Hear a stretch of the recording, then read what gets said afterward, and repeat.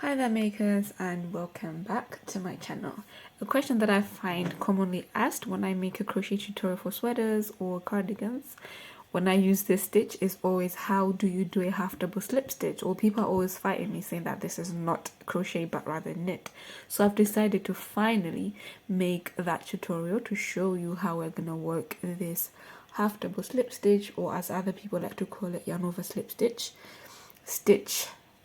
So you will find a link in the description box below that will explain the gauge, and that will also lead you to articles of sweaters, cardigans, beanies, blankets that I've made using this very stitch. So why don't you stick along? Be sure to like this video and subscribe if you already haven't, and let's walk you through how you can make this beautiful crochet stitch. So for the sake of this demonstration, I will be using a 4.5mm crochet hook, but bear in mind you can use any sized crochet hook you want. And then I'll be grabbing my yarn, and I'll begin by making a slip knot. So you can make any number of chains that you want with this stitch, it absolutely doesn't matter. So I'm just going to chain 15.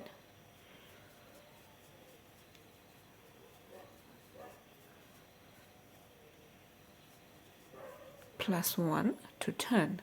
So for the first row, I always love to work into the back bumps so that I have a neat edge.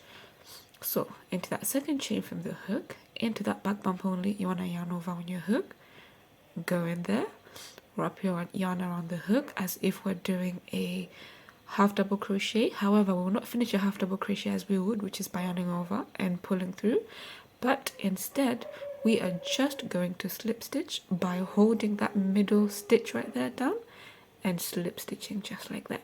So again, let me show you. You yarn over, insert your hook, loop that yarn through like that, hold down or pin down that middle stitch and pull through just like that.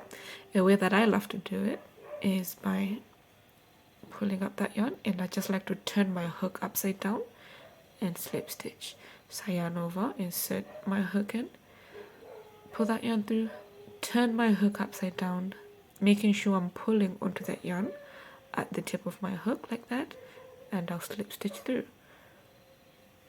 And you can just continue to work like that, or you can do whatever you're comfortable with. Some people like to pin this down and pull through, but I like to turn my hook upside down and just like that. So let me finish this first row, and I'll meet you on our second row, which is where our knit look stitch starts to come to life.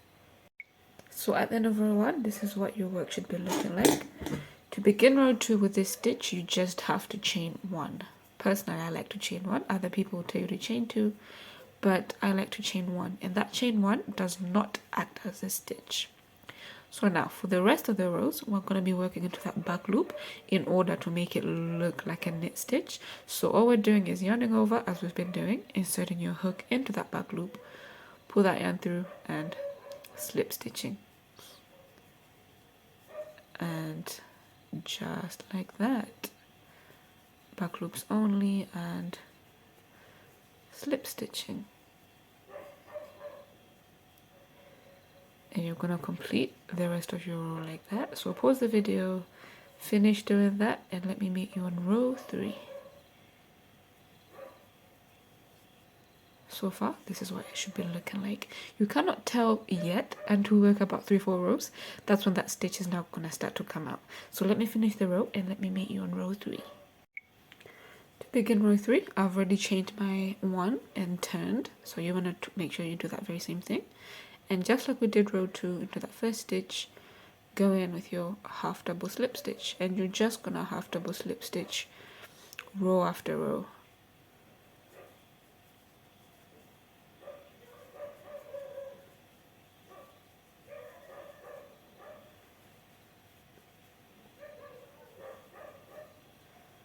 And just like that. So let me finish the third row, and then I'll show you how you can decrease and increase using this very stitch.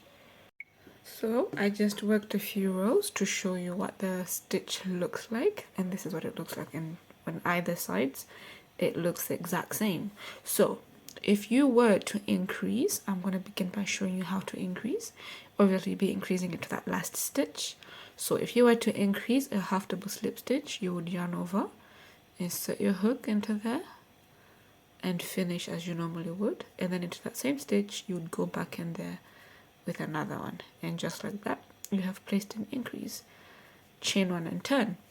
If you were to decrease a half double slip stitch, you would yarn over, insert your hook into that first stitch, pull up a loop, you have 3 loops on your hook, and then you would go again into that second stitch, pull up, you have 4 loops on your hook, and slip stitch, just like that. You pretty much decrease this stitch as you would any other stitch, and then you would go on as normal, just as you would.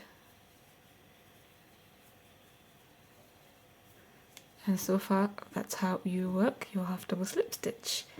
Increase and decrease. So you can make a whole lot of projects using this stitch, and I've got a link in the description box below which will take you to a blog post that will show you the gauge, as well as other projects that you could make using this stitch. I have made sweaters, cardigans, blankets, beanies using this stitch because I absolutely love it. It's my favorite stitch. So go ahead and visit that blog, and maybe you can find a cool project to make for yourself this coming winter.